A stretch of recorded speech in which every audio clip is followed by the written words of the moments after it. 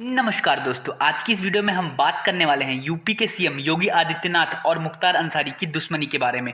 तो दोस्तों, जिन लोगों को नहीं पता तो मैं बता दूं कि मुख्तार अंसारी वो शख्स है जिन्होंने योगी आदित्यनाथ पे एक बार हमला करवाया था, जिसमें योगी आदित्यनाथ बार बार बचे थे और उसके बाद से ही इनकी दुश्मनी लोगों के सामने आई और इनकी दुश्मनी आज भी देखी जा सकती है कहीं ना कहीं।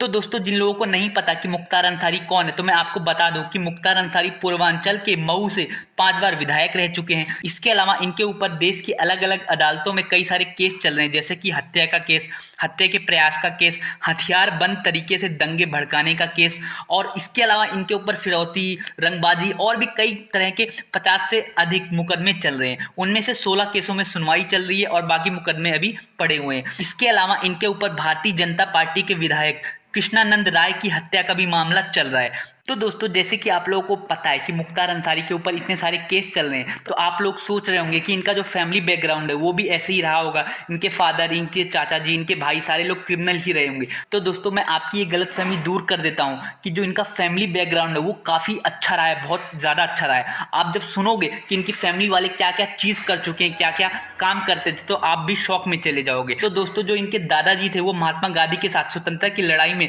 लड़ने वाले नेताओं में से एक थे और इनका नाम उन स्वतंत्रता सेनानियों में लिया जाता है जिन्होंने देश के लिए अपना बलिदान दिया। तो दोस्तों, वहीं मुख्तार अंसारी के नाना जी की बात करें तो वो फौज में थे और इनका नाम ब्रिगेडियर मोहम्मद उस्मान था, जिन्होंने 1947 की लड़ाई में अपनी एक अहम भूमिका निभाई थी और उसमें वो शहीद हो गए थे, जिसके बाद इनको महावीर चक्र से सम्मानित किया गया था। तो दोस्तों, वहीं भारत के पूर्व उपराष्ट्रपति हामिद अंसारी रिश्ते में मुख्तार अंसारी के चाचा लगते हैं। जी हाँ, जो भारत के उपराष्ट्रपति हामिद अंसारी थे वो मुख्तार अंसारी के चाचा थे। तो आप उससे समझ सकते हैं कि जो इनका फैमिली बैकग्राउंड है वो काफी अच्छा है। तो दोस्तों, अब हम बात कर लेते हैं मुख्तार अंसारी की लाइफ के बारे में कि कैसे वो जुर्म की दुनिया में आए और उसके बाद कैसे वो एक बाहुबली नेता बन पाए। तो दोस्तों, वीडियो में आगे बढ़ने से पहले मैं चाहूंगा मेरे इस चैनल को सब्सक्राइब कर दो यार, ताकि मैं मोटिवेट हो सकूं आप लोगों के लिए और भी अच्छी और बेहतरीन वीडियो बनाने के लिए। तो दोस्तों, वीडियो में आगे बढ़ते हैं। तो दोस्तों, इसके लिए हमें समय में थोड़ा पीछे जाना पड़ेगा।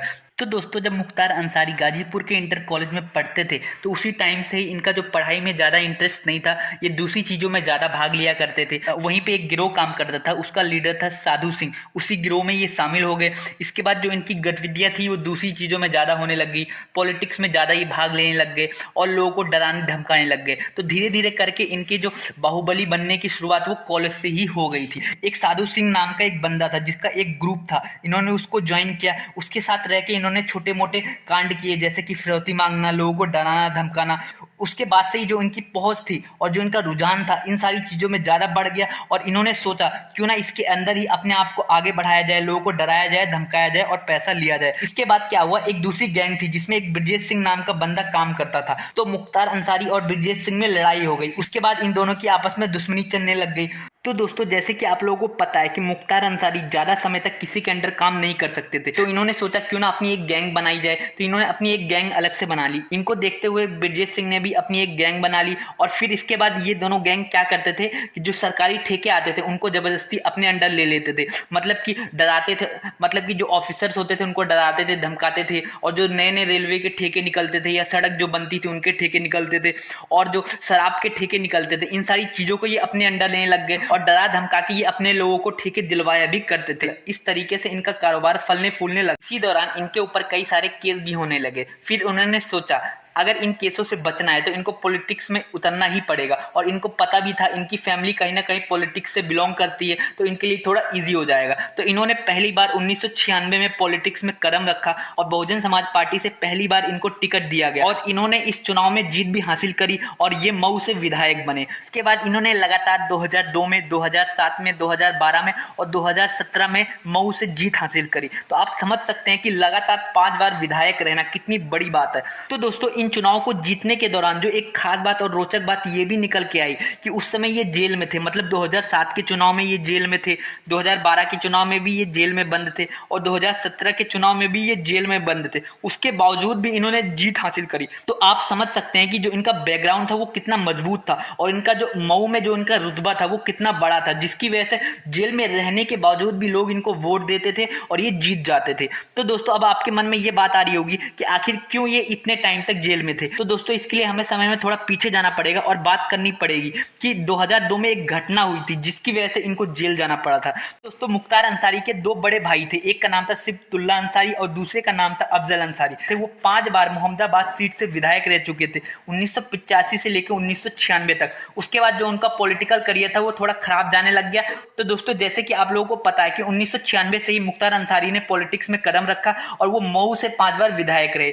उसके बाद क्या हुआ, तो 2002 में चुनाव हुआ तो उस टाइम अफजल अंसारी मोहम्मदाबाद सीट से खड़े हुए और दूसरी तरफ जो उनका ओपोनेंट था वो भारतीय जनता पार्टी के कृष्णानंद राय थे। तो उस चुनाव में कृष्णानंद राय, भारतीय जनता पार्टी के जो कृष्णानंद राय थे वो चुनाव जीत गए और जो मुख्तार अंसारी के जो भाई थे अफजल अंसारी वो चुनाव हार गए। जब ये सारी बातें मुख्तार अंसारी को पता लगी कि उनके जो छोटे बड़े भाई हैं वो चुनाव हार गए, तो ये बात इनको बहुत ज़्यादा चुभने लग गई, क्योंकि जो बीजेपी से कृष्णानंद राय थे उनको जीतने में ब्रजेश सिंह ने मदद करी थी। तो जैसे कि आप लोगों को पता है ब्रजेश सिंह और मुख्तार अंसारी के बीच में पहले से ही दुश्मनी चल रही थी और इसके बाद इनको ये बात और चुभने लग गई कि ब्रजेश सिंह ने ही कृष्णानंद राय को जिताया है और वो भी अपने हित के लिए ही जिताया है, क्योंकि कृष्णानंद राय जब विधायक बन जाएंगे तो जो भी सरकारी ठेके मिलेंगे वो ब्रजेश सिंह को ही मिलने लग जाएंगे, जैसे शराब के ठेके या फिर सड़क बनने के ठेके या रेलवे के ठेके, वो सारे ठेके ब्रजेश सिंह को मिलने लग जाएंगे। तो इसके बाद इन्होंने सोचा क्यों ना कृष्णानंद राय को जान से ही मरवा दिया जाए। तो इसके लिए इन्होंने एक प्लान बनाया, इन्होंने सोचा क्यों ना कृष्णानंद राय को जान से मरवा दिया जाए। तो एक बार कृष्णानंद राय किसी प्रोग्राम में गए हुए थे, वो वहां से वापस लौट रहे थे,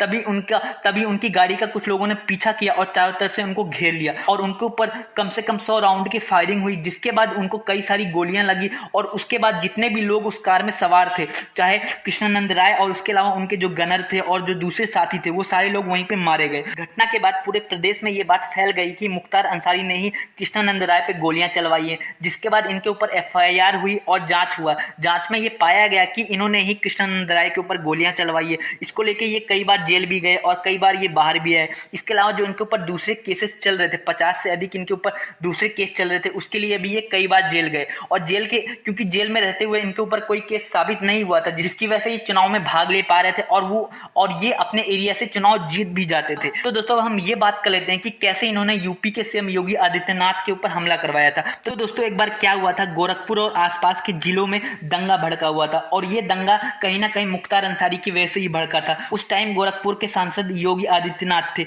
उस टाइम वो गोरखपुर के दौरे पे ही निकले हुए थे। तो मौका पाते ही मुख्तार अंसारी ने योगी जी के काफिले पे हमला करवाया। उस हमले में वो योगी जी बार बार बचे और उसके बाद से इनकी दुश्मनी स्टार्ट हो गई। उसके बाद जब योगी आदित्यनाथ सीएम बने तो जो इनके मुख्तार अंसारी के पुराने केसेस थे उनको ओपन किए गए। कुछ केसेस में इनको पहले ही सजा मिल चुकी थी तो ये जेल काट रहे थे और कुछ केसेस को और ओपन किया गया तो नए इनके ऊपर केस स्टार्ट हुए। तो दोस्तों मैं आपको बता दूं कि इनके ऊपर इतने सारे केस है कि इनकी 60 साल की जिंदगी में ये 20 साल से ज्यादा तो ये जेल में रह चुके हैं। इनके ऊपर हत्या, अपहरण, रंगदारी और फिरौती और कई सारे ऐसे केस चल रहे हैं जिसकी वजह से ये जेल में है। इसके अलावा जब ये जेल गए थे तो वहां का जो जेलर था उसको भी इन्होंने धमकी दी थी, उसके लिए भी उनके ऊपर FIR हुई और इनको सजा दी गई। तो दोस्तों जब योगी जी की सरकार यूपी में आई तो उस टाइम जो मुख्तार अंसारी थे वो पंजाब के किसी जेल में बंद थे। तो योगी जी की सरकार ने हाई कोर्ट से कई बार अपील करी कि इनको पंजाब की जेल से यूपी की जेल में लाया जाए ताकि इनकी अच्छी खातिरदारी की जाए। इसके लिए इन्होंने पंजाब सरकार से कई बार रिक्वेस्ट करी, 26 बार से ज़्यादा रिक्वेस्ट करी